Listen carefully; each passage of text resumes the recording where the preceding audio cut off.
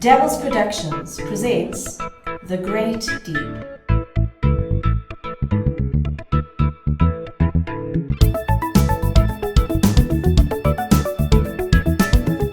Don't forget to like and subscribe if you enjoy this, and feel free to join the discussion in the comments.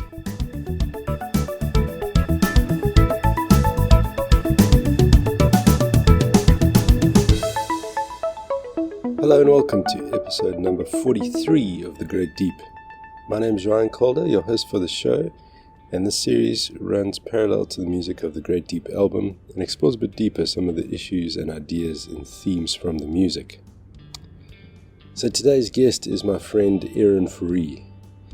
Erin is no stranger to the music scene in KwaZulu-Natal and has performed on stages big and small. She has a vast amount of experience when it comes to being a musician on a local touring circuit.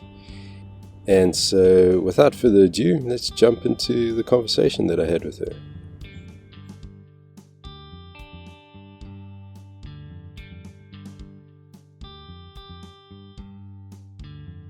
Okay, so it's a big welcome to Erin Fourie, who I think many people will know. Erin and I go back, gosh, Erin, I don't know, how far back do we go, actually? Back to the wobbling warthog, that's for sure. That was before then. We were in school together. So yeah. That's like actually, yeah.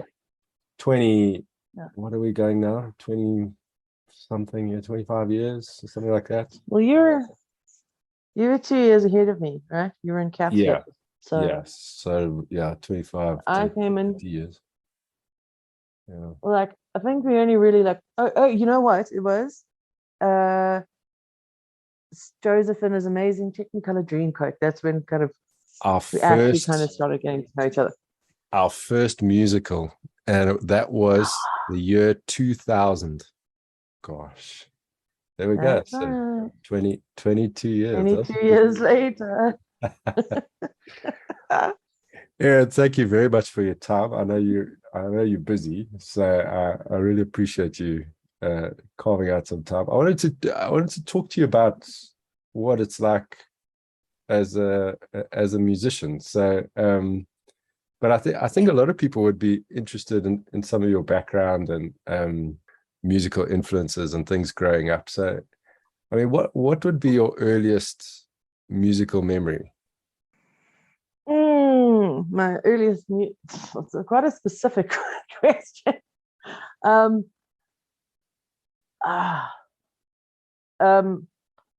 Like I know I'm supposed to be prepared for this, but it's quite nice when it's like, when a question catches you like that, because then you get probably the most honest answer. Possibly the thing that sticks out, I mean, it might not be, but this sticks out, is that it was being late for choir at Model Junior Primary, where my gran was the music teacher. She always managed to be a music teacher at the school I was at some point. But So that would have been in class 1. And I just remember just being late and being someone cucked on me for being late. But so was your maybe gran not what you were going for? No, that's amazing. So your gran was the music teacher. My gran taught at music at schools all over Maritzburg, Valtramp now. She was very well known for her Red Door perfume and her coiffed hair. She taught at Long Market, at Murphiston, at obviously Model, I think maybe Athlone at some point, GHS. That's amazing. She taught all over the place. And I mean, there's someone brought her up on a group, on like a nostalgia group, like an old boys or old pupils group. And everyone was talking about her. And I was like, oh, grand. Yeah, wow. She was quite well known back in her day. Was she a big influence on you in your musical career? In a way, like, I mean, I've done completely the opposite of what she did, but you know, she tried to make all of us take piano when we were kids, and we did, and she made us do choir, and I say she made us. She was always influential in that. Yes. But she definitely tried to make us play piano. Yes. And you know how you, like, when you're a kid, you rebel against it. And now as an adult, you go, oh, I wish I'd just done it.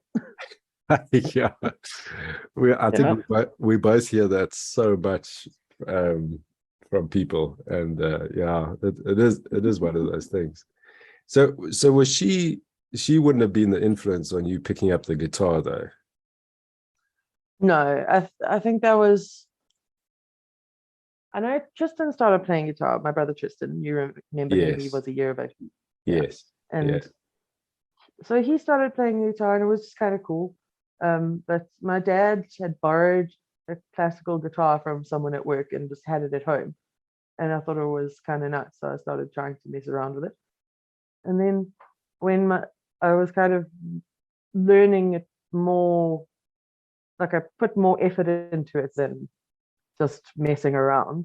And so then my dad got me a guitar for my birthday, and then that was kind of where it started. What birthday was that? Well, how old were you?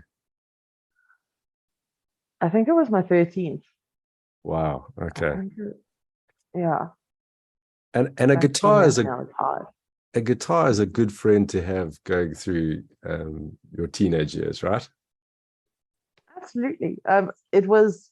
I actually feel quite sad about it sometimes, because it was a beautiful guitar in a beautiful hard case, you know, with the plush interior, like the beautiful blue. Wow. Yeah. But it was a steel string, and I was just learning, so I sold it and got a classical with the nylon strings instead, because my fingers just hurt so much. I couldn't actually learn on it. Oh wow. But I mean, I still look back and go, oh God, I wish we hadn't sold it, because it was a beautiful guitar. But sure. But there we go. Wow, that's amazing. Now, everyone, certainly, I mean, like from the time you and I have been performing together and gigging together, shows, whatever, everyone talks about your voice, and you know, what I think what it does to people is amazing, because it just stirs them straight away. Everyone just stops what they're doing and they all listen to you. But was it like that for you as a child as well? Like, you know, in choir? A little bit. That's amazing. A bit. But I mean, I don't quite, you know, your immediate reaction when you hear yourself from the outside is going, oh my God, is that my voice? So it's hard for me to understand it from an exterior perspective, from like what people are actually hearing. But my dad has always been very, very adamant about my voice, and some, like, he has a recording of me singing a song about a pony when I was 4, like, wow. on an old dictaphone tape. And it's not, I'm 4, and it's like chat chat chat chat chat. So I don't know why he was so enchanted with this, but yeah. So I don't know. It just kind of always. So has that followed you all the way through your life then? Mostly from high school. I think in junior school it wasn't really a thing, because, you know, you just sing in choir and everyone sings together, so there wasn't much in the way of stepping out. But then my sister Kath, when we were in choir, you know, like Mrs. Forbes used to try people out for solos and stuff, and Kath had gone to Mrs. Forbes before choir or something and said, you need to ask my sister to try it out. So the most terrifying moment of my life, being called out in choir to give the solo a bash, I nearly shat myself. Wow. Yeah. By Mrs. Forbes. That was yeah. Yeah. And that was the first solo. Yeah, I think that was. And then there was only, I mean, I also did strings and things in high school, and that was where I really got into the grit of actually singing with a band and whatnot. But that moment in choir was terrifying. But Mrs. Forbes was amazing. That, I mean, I think I've spoken about her on this podcast before. That was the moment I got into music. Actually, was learning how to play the drums for the musical. And she was just gung ho that way. She could obviously tell I wasn't very good, and she just let me learn during rehearsals. Like rehearsals ended up being like my tuition in musicals and learning an instruments, and so she was just very good at like you say, calling people out and letting them go for it, what was your first show or gig as a solo artist? The first gig that I ever had was at a little restaurant nursery place called Suavita. Okay. The spelling always eluded me. It was Suaviter. Oh wow. But Okay. out on the Caversham Road on the Meander, and my mom and I went out there for lunch, and I had just it was in my first year of university. Yeah. And I just remember it because I didn't have a driver's license yet. So my mom took me out for the first time that I went to play there. But anyway, we went for lunch, and I said, "Do you mind? Could I possibly come and just busk?" Oh wow.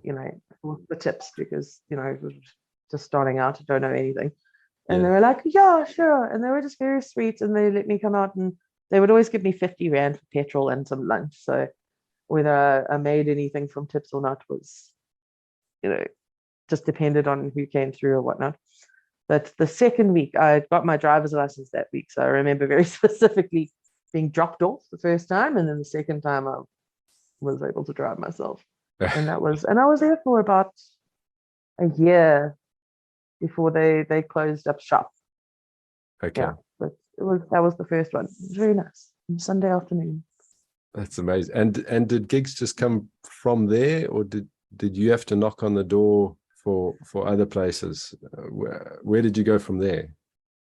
So from there, someone saw me playing there, and then recommended me to Rudy at Hebron Haven, which was on the Dargle Road, and he asked me to come and do a set for their Spring Fling market day thing. So I did that, and then he asked if I'd do Saturday evenings, and then so I started doing that every week, and then it kind of just spread. So it just, because of the regularity of like once a week, there's always someone, people coming through every week, and then someone asked me to do I think Crossways, but that didn't last long because the local after work crowd do not like that music. They want to sit at the bar and talk.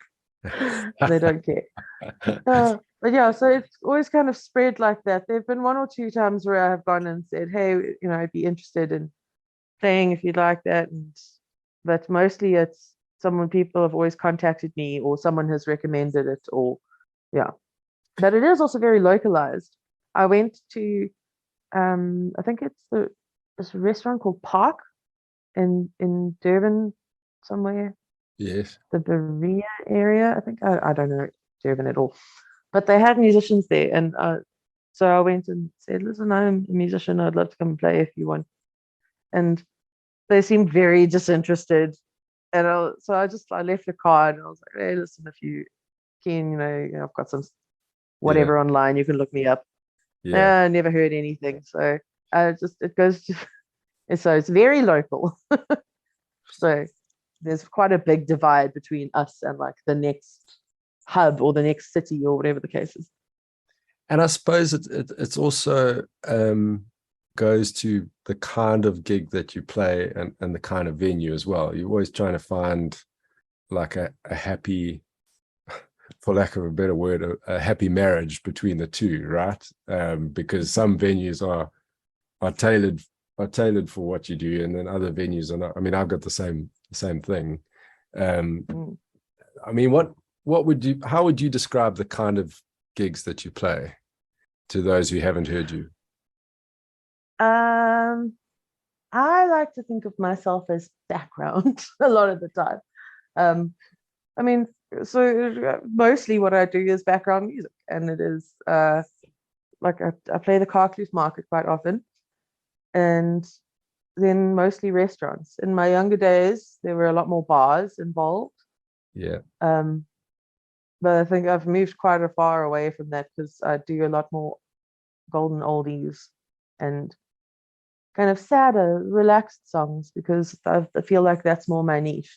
Yeah. And I know, like at the Carcliffe Market, I know that there's lots of the retirees come out and have breakfast every day, and so I like to give them a bit of what their stuff, and that's stuff that I grew up with listening to with my dad as well. So do you choose your songs? Is there a bit of an even balance between the songs that you like to play and the songs that you think your audience will prefer, or do you lean more one way than the other? I don't think I play anything that I don't like. Like Oh, there's that's a that. good answer. So my choices have also changed over the years. I remember I often think I'm sure I used to do a lot more Tori Amos songs and maybe do one or two every now and again now. But Yeah. just your what you like changes and what you enjoy playing changes. But I remember that in the early days of the internet, I found online, I found something called the Sparkle Songbook, and it was just the username of this person was Sparkle, and she uploaded her entire songbook of about 150 songs Wow. in a Word document onto the web, and so I downloaded it, and I mean there was tons of stuff I didn't know, but loads of stuff that I did, and Yeah. that's kind of where I got my first bulk of songs from, and a lot of it, was 80s, 90s stuff. I mean, this was just in the early 2000s still, so. It's amazing. Wow. And yeah. I remember And you and I were well, you shared a lot of songs with me when we started playing together, because I think you had been playing a little bit longer as a solo artist than I had. I'd been in bands and things. But I just remember you had a monster collection of songs. And I remember asking you, like, do you know all of these songs? And you told me yes. I could not believe it. I was like, no, my word. Erin's like an encyclopedia of everything you ever need to know. But I there wouldn't you go. go quite that far. We've done so much work with Peter and Helen and stuff, and sometimes the songs that they come out with, I'm like, what is this? Where did you even find this? It's Like amazing. as far as encyclopedic music knowledge goes, yo, yeah.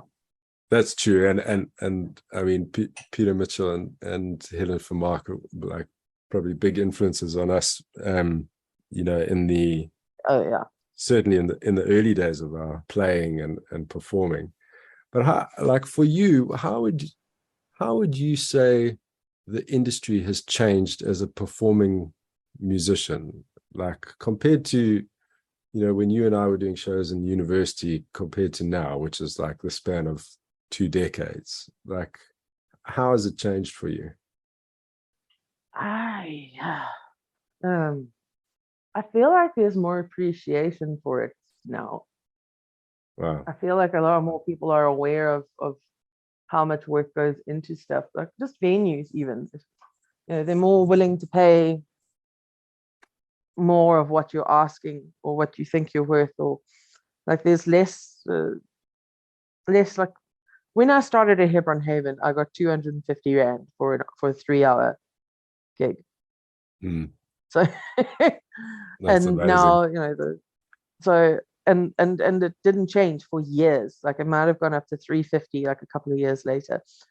Wow. And when I think back of how much that was, like how little that was by comparison actually to I think what other people got, or even just what we can get now, I just Yeah. feel like there's a lot more appreciation for what we bring into a day, or the vibe it gets, and how people enjoy it, and how often people come up afterwards and say, "Thank you so much. You played a song that we danced to at our wedding, or that I remember my dad singing, or there's a million different reasons. And so people seem to be more open and more appreciative of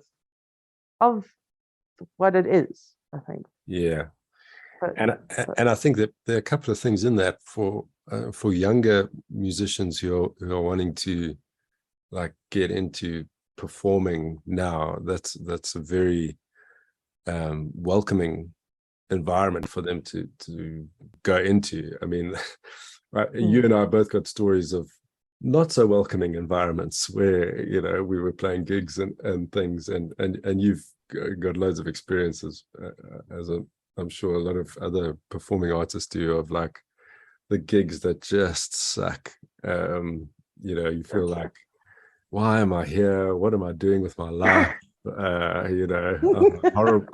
I must be a horrible person, all of that kind of thing, Whereas now, I think you're right. There does seem to be an appreciation for live music, like a person with an instrument singing, which is great.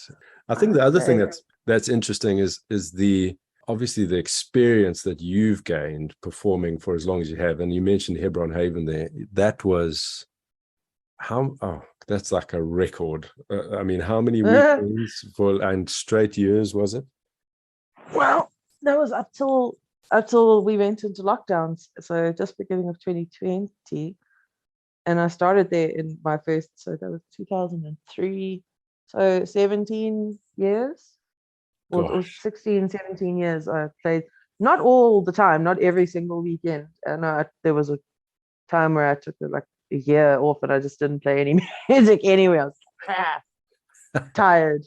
Because it's tiring. I don't think people understand, because this isn't, it's not a full-time job.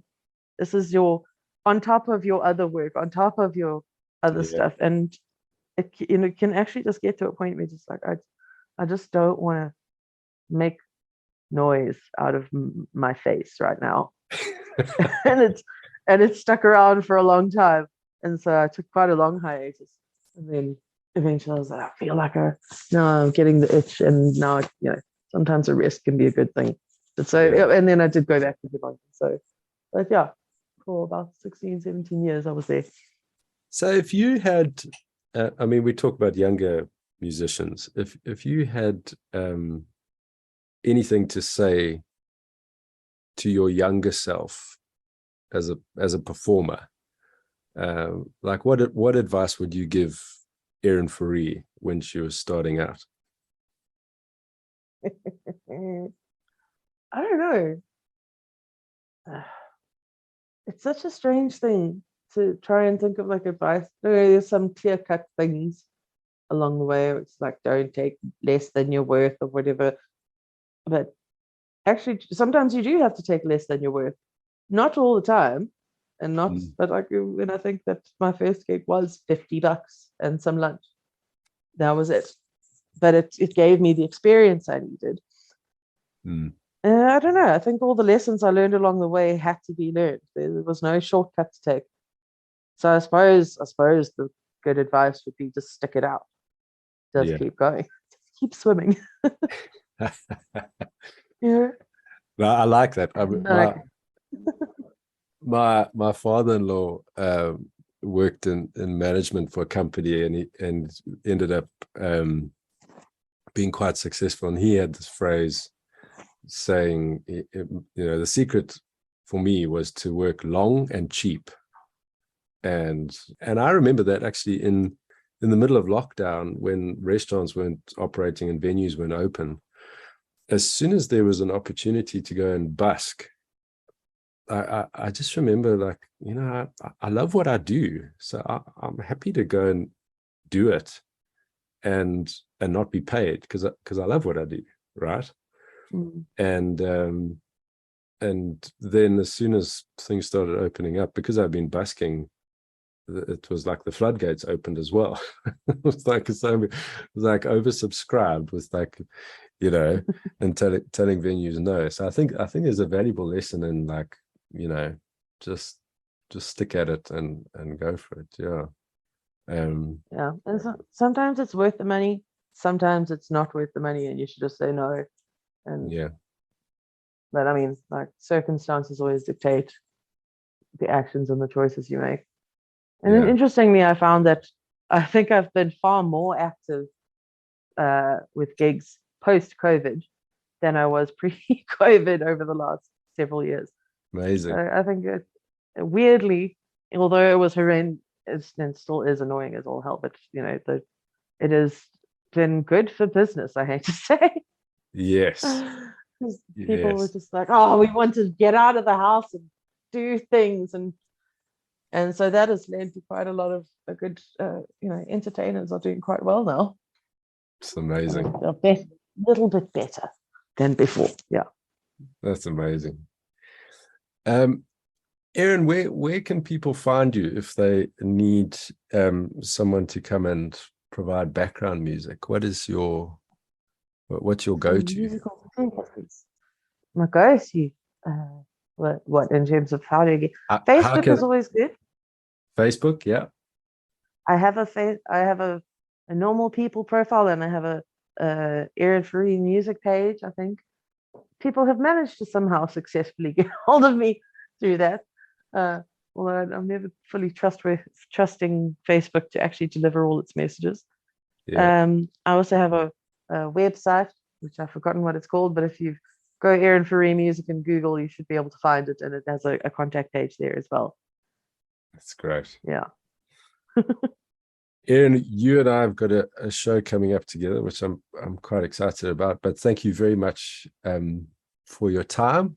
And I know lots of people who listen to this podcast will be interested to hear from you and hear your voice, and probably look forward to hearing you sing again in some venue nearby. So thank you very much. It was a pleasure. Thanks for having me on the Great Deep podcast. So if you have any thoughts or ideas to add here, please feel free to get in touch with me via email or Facebook, Instagram, or Twitter. All the links will be posted in the show notes. But that's it for this episode of the podcast. Thanks again to Erin for joining us. And as usual, don't forget to like, subscribe, or share if you enjoyed this. And check out other episodes. Until next time, keep pondering the Great Deep.